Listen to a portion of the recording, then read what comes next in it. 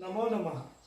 मित्रांनो, नेहमीच्या प्रार्थनांनी आपण आज सुरुवात करतो आहोत. आता प्रत्येक वेळच्या तासाला काही या प्रार्थना मी घेणार नाही. तुमचं तुम्ही त्यानंतर म्हणत राहायच्यात आणि पाठ करून टाकायच्यात. आजच्या दिवस फक्त आपण त्या म्हणूया. वक्रतुंड महाकाय सूर्यकोटी समप्रभ निर्विघ्नं कुरु मे देव सर्वकार्येषु सर्वदा. नमामि शारदां देवीं वीणा पुस्तकधारिणीं विद्यारंभं करिष्यामि प्रसन्ना भव सर्वदा.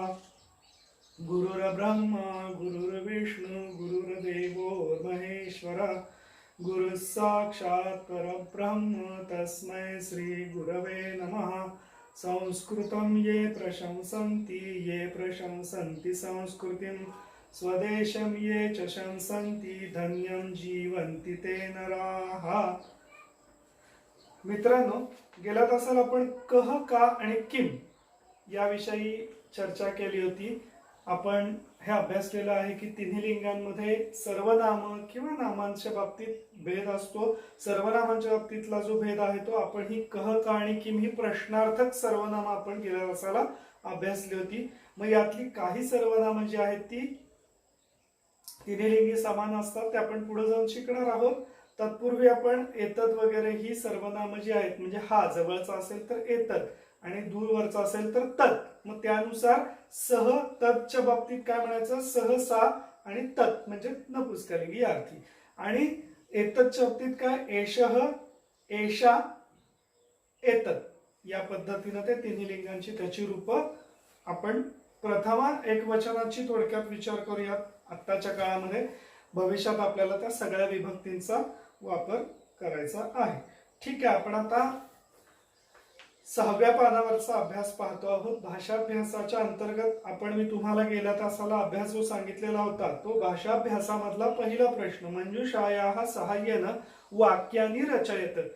नाम मग ते पुल्लिंगी आणि स्त्रीलिंगी दिलेले आणि त्याच्या खाली क्रियापद दिलेली आहेत. तर त्यावरच्या कर्त्यांना योग्य चपकल अशी बसणारी काही क्रियापदं निवडायची आणि जास्तीत जास्त वाक्य लिहायचे असा आपला तो सराव होता. त्याला अनुसरून जेवढी म्हणून आपल्याला वाक्य करता येतील तेवढी करा असं मी तुम्हाला सांगितलेलं होतं. आता पहा, पुढचा जो प्रश्न आहे दुसरा, चित्रम दृष्ट्वा वाक्यम लिखत. आता आपण अगोदर काय करायचं, तर पेन्सिलनी पुस्तकामध्ये लिहिलं तरी हरकत नाहीये किंवा थेट तुम्ही वहीमध्ये लिहिलं तरी हरकत नाही. पण पुस्तकामध्ये पेन्सिलने लिहिण्याचा फायदा आपल्याला काय होऊ शकतो, तर त्या चित्राच्या लगेच खालोखाल आपण ते वाक्य लिहू शकतो. आता मित्रांनो, एक लक्षात घ्या, वाक्य म्हणजे फार मोठं असं एक 7-8-10 शब्दांचं वाक्य आपल्याला लिहायचं आहे का, तर नक्कीच नाहीये. आपल्याला वाक्य लिहायचं आहे फक्त कर्ता आणि क्रियापद या 2च शब्दांचं, कारण का आपली सुरुवातच आहे अजून. हळूहळू आपल्याला तशा प्रकारची मोठमोठी वाक्य मग विशेषणांसहित क्रिया विशेषणांसहित वगैरे आपल्याला नंतर करता येतील. आता पहिला जे चित्र आहे ते पहा, त्याच्यामध्ये एक विद्यार्थिनी दाखवली आहे. मग तुम्ही काय करू शकता, वेगवेगळ्या पद्धतीने ते वाक्य लिहू शकता. म्हणजे आता आपल्याला करता जो करायचा आहे तो त्या मुलीचं नाव आपण गृहीत धरलं, समजा अलका असं घ्या. किंवा छात्रा का म्हटलं मी, तर तिच्या अंगावरती शाळेचा गणवेश आहे म्हणून आपण काय म्हणू शकतो, छात्रा. किंवा मग आपला नेहमीचा शब्द बालिका. मग यातला माझ्या दृष्टीनं बरा वाटणारा शब्द म्हणजे छात्रा हा आहे. तुम्ही एखादं नाव स्त्रीलिंगी नाव टाकून पण लिहू शकता. किंवा याला आणखीन एक पर्याय आहे, तो म्हणजे आपण सध्याच्या काळी जो अभ्यासलेला आहे, एषः एषा एतत् वा. यामध्ये मग आपण काय म्हणू शकतो, एषा. फक्त प्रश्न कसा येतो की आपण सर्वनाम केव्हा वापरतो, तर नामाची पुनरावृत्ती टाळण्यासाठी जो शब्द वापरला जातो त्याला सर्वनाम म्हटलं जातं. मग इथं तर आपण एकच वाक्य करतो आहोत, तत्पूर्वी नाम आलेलं नाहीये, मग ते जातीवाचक असेल किंवा मग विशेषनाम असेल. पण शक्यतो एषा वापरण्यापूर्वी मग आपलं एखादं त्या अनुषंगाने एखादं अगोदरचं त्याचं वर्णन असलं पाहिजे. म्हणून मग त्याऐवजी आपण असं समजा तुम्हाला जमलं तर केलंच पाहिजे असं नाही, एषा छात्रा हसती, एषा अलका हसती, एषा बालिका हसती. अशा प्रकारचं पण करू शकता, पण अपेक्षा काय आहे, फक्त 2 शब्दांची वाक्य तुम्हाला छोटी छोटी तयार करायची आहेत. आता त्याच्यानंतर दुसरं चित्र जे आहे ते पहा, महिला. आता स्त्रियांना संस्कृतमध्ये किंवा आपल्या मराठीमध्ये पण आपण महिला म्हणतोच. तर महिला चलती, महिला चलती, कारण का चालताना ज्या पद्धतीने आपल्या हातांची हालचाल होत असते तशा प्रकारची हालचाल त्या महिलेची आपल्याला दिसते. त्याच्यावरून आपण काय अंदाज बांधू शकतो, महिला चलती. आता त्याच्यानंतरचा पुढचं जे चित्र आहे त्याच्यामध्ये आपल्या शाळेतल्या मॅडम दिसत आहेत आणि त्या काय करतायत, शिकवतायत. म्हणून आपण काय म्हणू शकतो, अध्यापिका. संस्कृतमध्ये काय आहे, संस्कृतमध्ये शिक्षिकेला अध्यापिका म्हणतात किंवा शिक्षिका म्हटलं तरी चालेल, तोही शब्द आपल्याला लागू पडतो. शिक्षक म्हणजे पुल्लिंगी झालं आणि शिक्षिका म्हणजे स्त्रीलिंगी झालं, पण आपण अध्यापिका शब्द लिहू शकतो.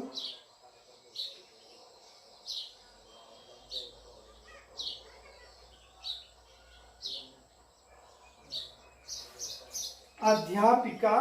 आता इथं पुन्हा काय झालं, मग अध्यापक हा शब्द ज्या धातूपासून तयार झालेला आहे तो अध्यापयती, म्हणजे शिकवतात.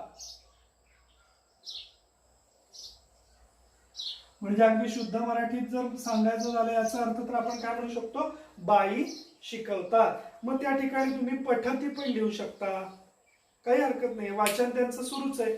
पठती, अध्यापिका अध्यापयती, अध्यापिका पठती, काहीही लिहू शकता. असं नाहीये की बाबा तिथं तेच क्रियापद आलं पाहिजे, त्याला अनुसरून आपल्या मनामध्ये ज्या प्रकारचा विचार येईल तसं आपण लिहायचंय. आता इथे पहा, त्याच्यानंतर पुढचं चित्र कशाचं आहे, मुंगीचं आहे. मी मागे सांगितलं चटका म्हणजे चिमणी आणि पिपिलिका म्हणजे मुंगी. आता पिपिलिकाचं पण आपण काय वर्णन करू शकतो, पिपिलिका खादती म्हणाल तरी चालेल, पिपिलिका चलती म्हणाल तरी चालेल, दोन्ही अर्थी आपण घेऊ शकतो. इथं आपण खादती म्हणूया, कारण का अगोदरच्या एका चित्रामध्ये आपण चलती हे क्रियापद घेतलेले. मग पिपिलिका खादती, तिच्या तोंडामध्ये साखरेचा किंवा तत्सम काही कण दिसतोय, त्याच्यावरून आपण अंदाज काय बांधू शकतो, पिपिलिका खादती. पुन्हा एकदा चारही चित्रांचं वर्णन मी तुम्हाला सांगतो, तुम्ही पुस्तकामध्ये पेन्सिलच्या सहाय्यानं लिहायचे. पहा, छात्रा किंवा मग अलका, आपण जे घेतले ते शब्द त्या पद्धतीने. छात्रा हसती, महिला चलती, अध्यापिका अध्यापयती, पिपिलिका खादती. ठीक आहे. आता 2.3 हा जो प्रश्न बघायचा आपल्याला. आता आपण आतापर्यंत काय केलं तर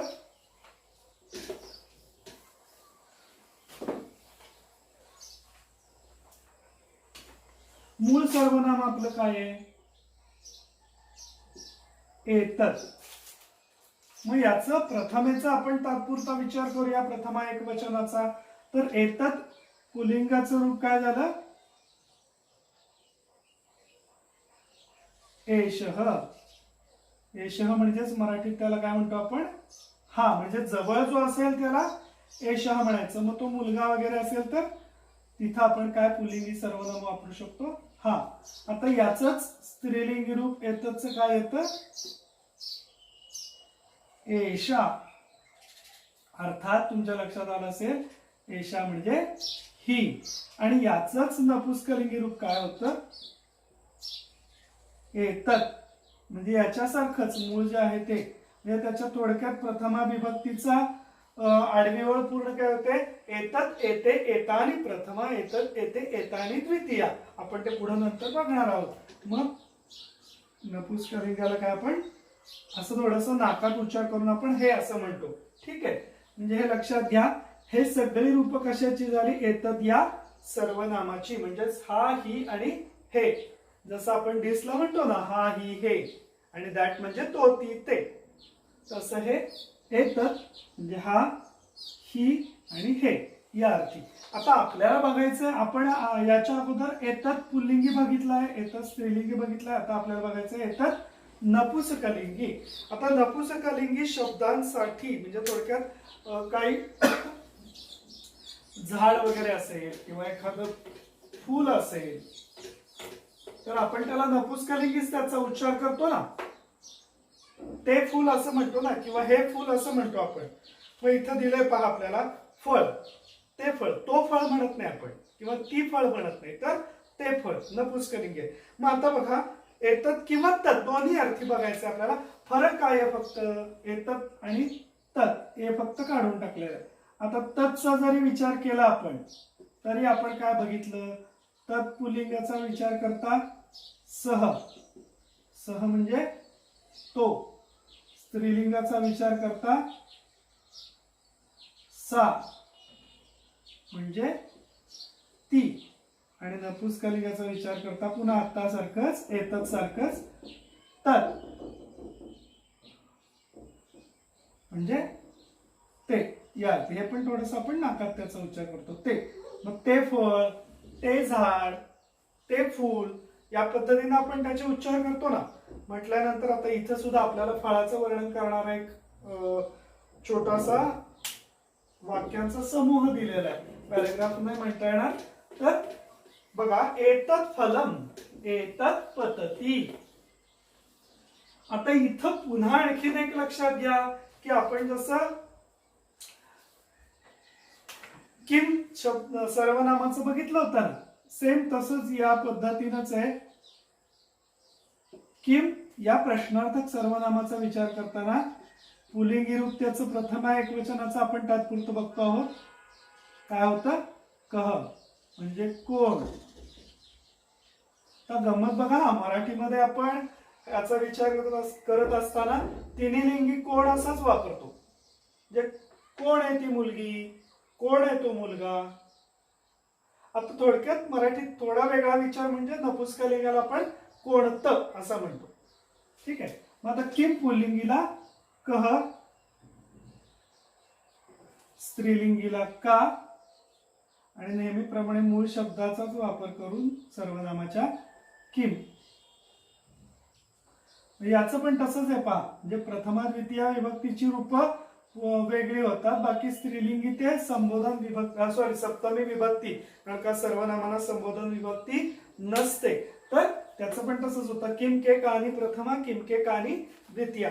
तर बघा त्याचा आपण आज विचार करणार आहोत एतत् आणि तत्चा. एतत् आणि तत् म्हणजे ते आणि हे, या म्हणजे किंवा उलट झालं हे आणि ते. एतत् म्हणजे हे, तत् म्हणजे ते. आता तिथं बघा झाड दाखवले, झाडावरतून एक फळ पडतंय. एतत् फलम एतत् पतती. किम पतती, एतत् फलम पतती. म्हणजे हा फरक लक्षात आला तुमच्या. एषः, एषा आणि एतत्. ठीक आहे.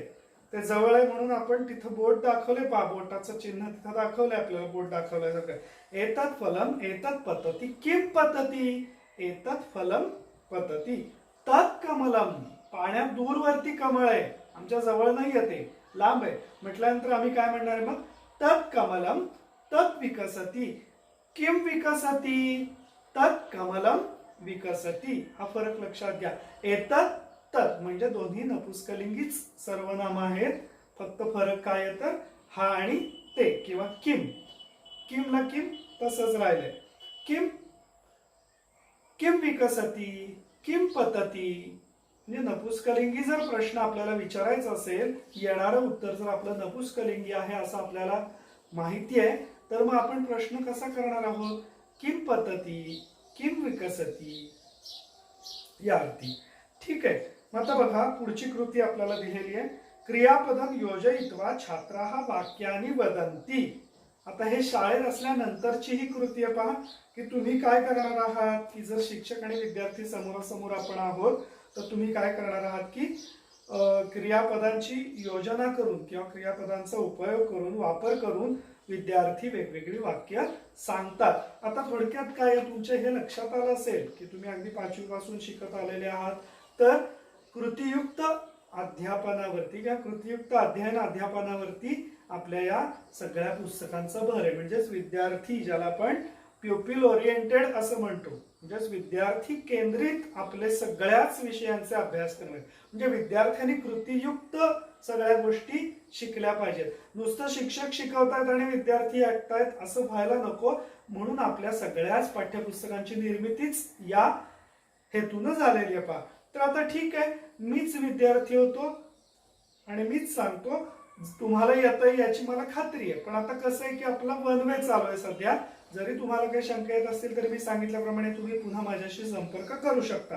आता पहिलं चित्र जे दाखवलंय ते पहा, पंख्याचे, ज्याला व्यजनम असं म्हटलं जातं. लक्षात घ्या, व्यजनम म्हणजे काय? पंखा. आपण ज्यावेळी ही भाषा शिकणार आहोत, थोडक्यात काय पहा की एखादं घरामध्ये छोटं मूल असतं आणि ते काय होतं, त्याला कळायला लागतं, त्याला बोबडे बोलायला ते सुरुवात करतं. त्यावेळी त्याला शब्दांची ओळख होते आणि मग हळूहळू त्या शब्दांचा बोध त्याला व्हायला होतो आणि मग केव्हा कुठला शब्द वापरला पाहिजे हे त्याला कळायला लागतं. तसं आपण 8वी मध्ये संस्कृत भाषेचा अभ्यास करतो आहोत. म्हणजे बोबडं बोलणार एखाद्या, आता याचा अर्थ आपण बोबडं नाही बोलायचं, मी वयाचा विचार करून सांगतोय की त्या वयाच्या मुलांसारखी आपली सध्याची अवस्था आहे. त्यामुळं करायचंय काय की येणारे सगळे शब्द आपण डोक्यात ठेवायचे. कारण त्या छोट्या बाळाला काय असतं की त्या मराठी शब्द किंवा मातृभाषेतल्या शब्दांशिवाय दुसरं काही काम नसतं लक्षात ठेवायला. मला माहिती आहे आपल्याला पुष्कळ व्यवधानं आहेत, बाहेरची आहेत, घरातली आहेत, किंवा अभ्यासाची बराच व्याप आहे, पण तरी सुद्धा आपण हे सगळे शब्द लक्षात ठेवण्याचा प्रयत्न करायचा. तर आता बघा, व्यजनम म्हणजे काय? पंखा. व्यजनम, आता व्यजनम पंखा, आणि पंखा बंद अवस्थेतला आहे का? तर त्या चित्रामध्ये आपल्याला दिसतोय तो फिरताना दिसतोय. म्हटल्यानंतर आपण काय म्हणणार मग? व्यजनम भ्रमती. व्यजनम भ्रमती.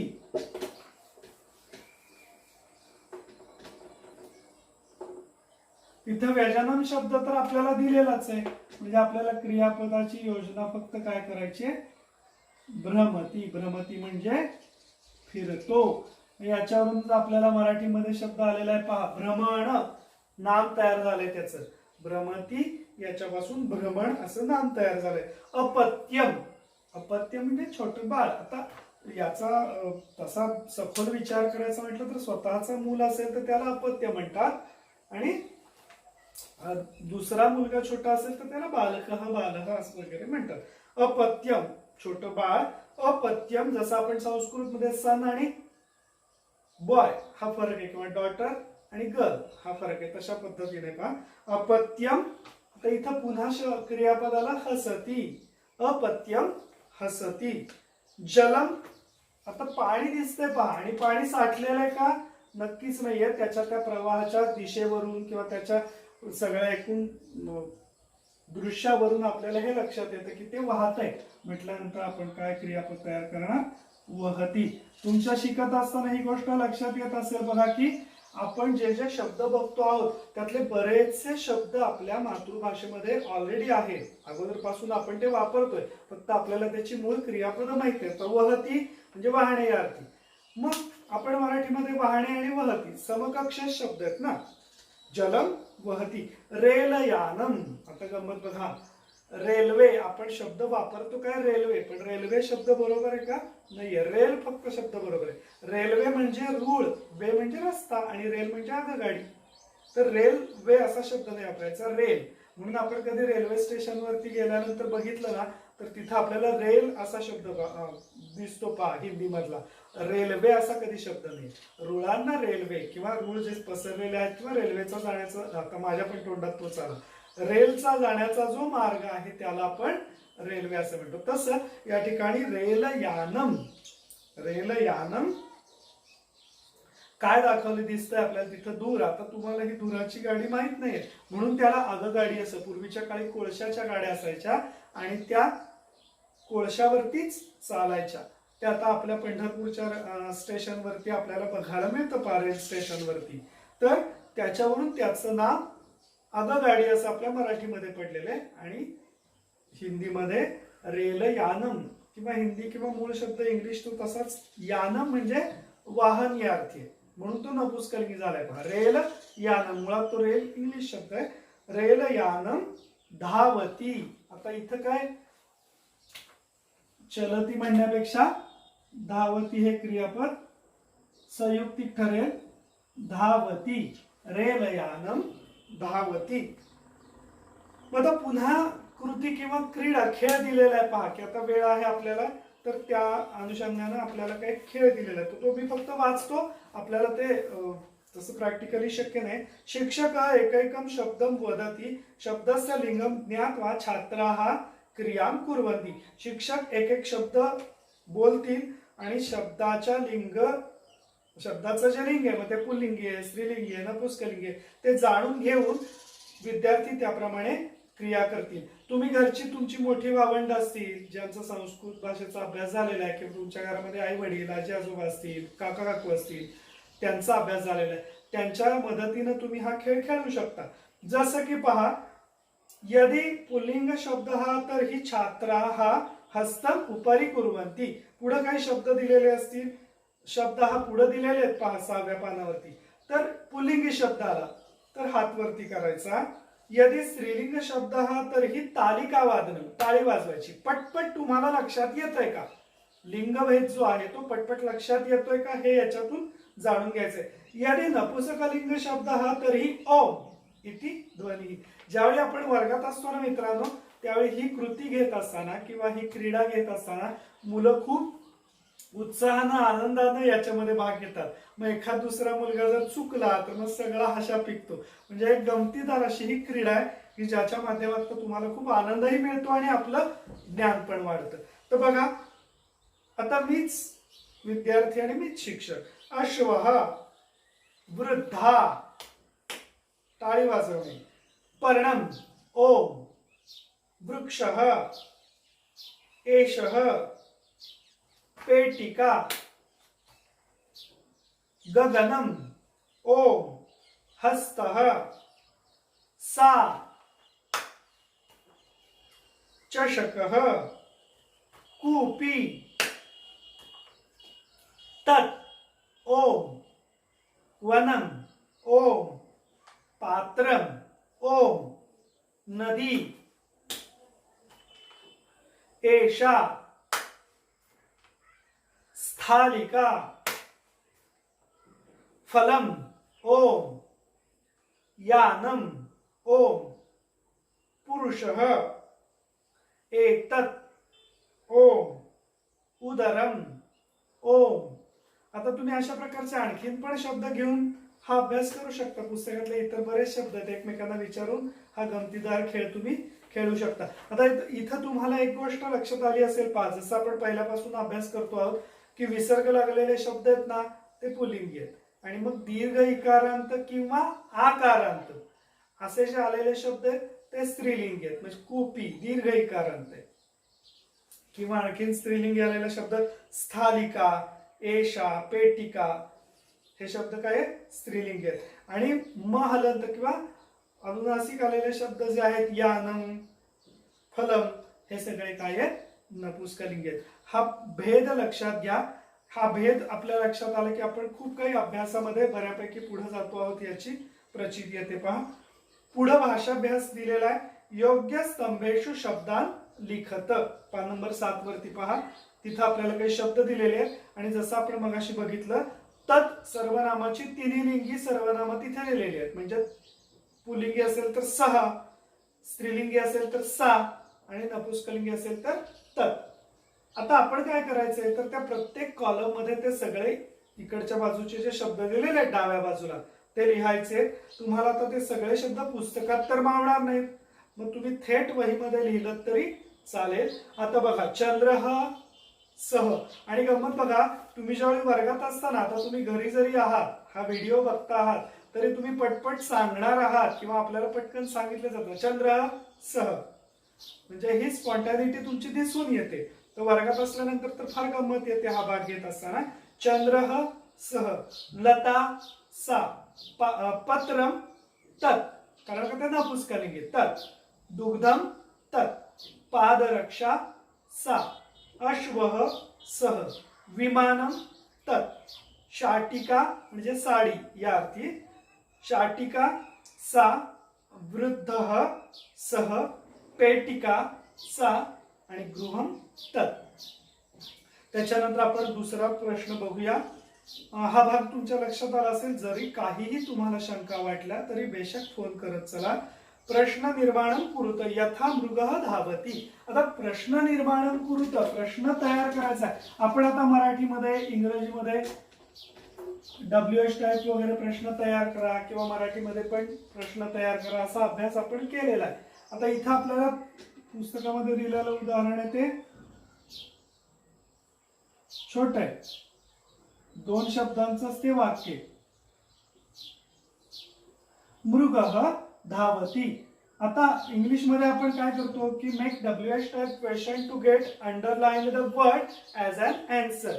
म्हणजेच अंडरलाइन केलेला शब्द उत्तरादाखल येण्यासाठी WH प्रकारचा प्रश्न तयार करा.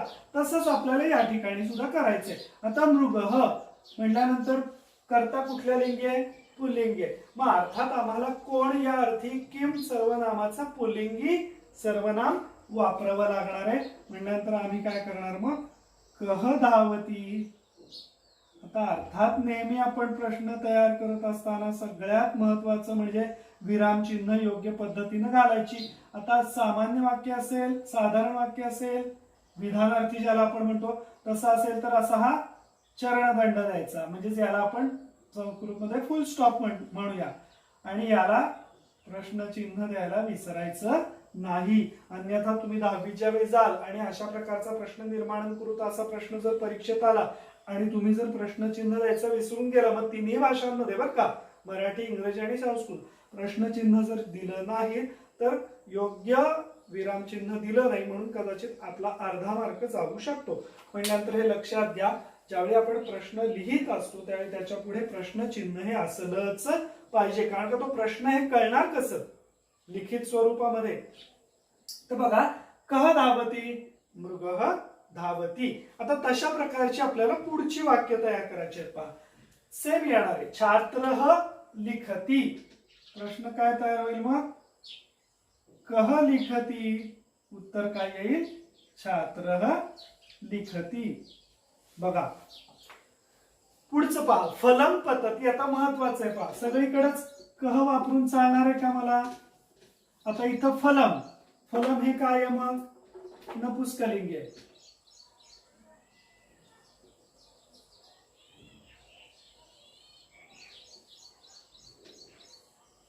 फलम पतती नपुंसकलिंगी करता माझा किंवा येणार उत्तर हे नपुंसकलिंगी आहे.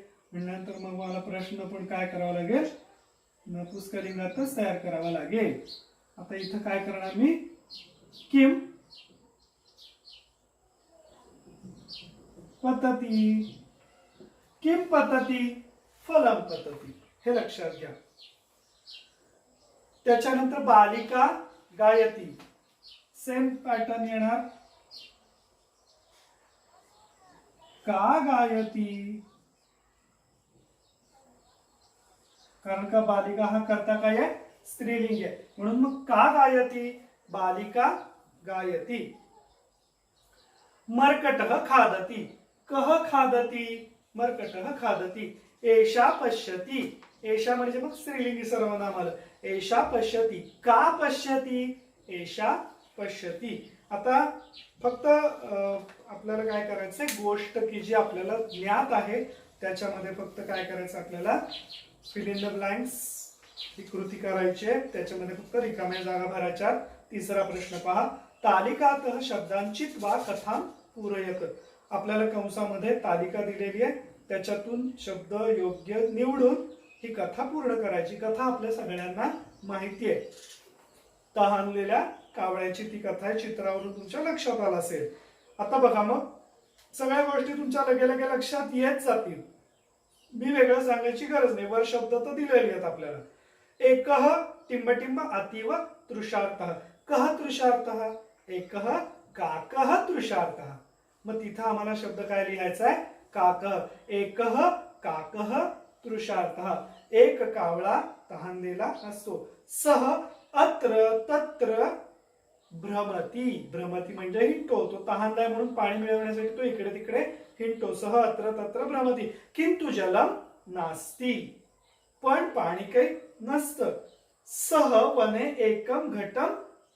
आता वर दिलेल्या शब्दांमध्ये पहा, पश्यती पाहतो, तो एक घडा किंवा माठ पाहतो. किंतु घटे जलम अल्पम, पण त्या घड्यामध्ये किंवा त्या घागरीमध्ये पाणी थोडंच आहे. अल्पम म्हणजे थोडं. सह खिन्नः भवती, तहान तर लागली आहे, पाणी तर दिसतंय पण पाणी तर पिता येत नाही. कावळ्याला तर हात नाही येत की हातामध्ये घागर घेऊन तोंडाला लावेल म्हटलं तर, त्याला फक्त चोच आणि छोटे छोटे पाय आहेत. मग करणार काय? सह खिन्नः भवती, मग तो काय होतो?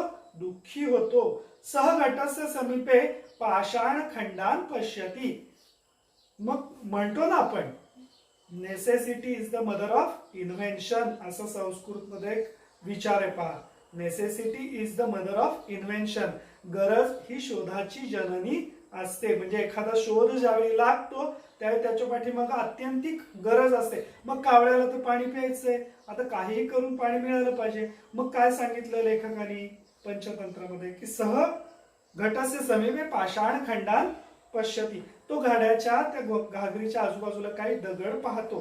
सह एकैकम पाषाण खंडम घटे क्षिपती, क्षिपती म्हणजे टाकतो. तो काय करतो? एक एक दगड, छोटे छोटे दगड, एक एक दगड त्या घड्यामध्ये टाकतो. तेन जलम उपरी आगच्छती, आणि मग ते दगड पाण्यामध्ये टाकत गेल्यामुळं जड वस्तू खाली जाते, या नियमाने ते पाणी वरवर येतं. तेन जलम उपरी आगच्छती, आणि त्यामुळे पाणी वर येतं. काकः जलम पिबती, कावळा पाणी पितो. संतुष्टः च भवती, च म्हणजे काय? आणि कावळा पाणी पितो आणि संतुष्ट होतो. ठीक आहे. पुढचा भाग जो आहे अत्र तत्र आणि कुत्र या अर्थाचा पठत बोधत आहे, तो आपण नंतरच्या तासाला बघूया. ठीक आहे. धन्यवाद.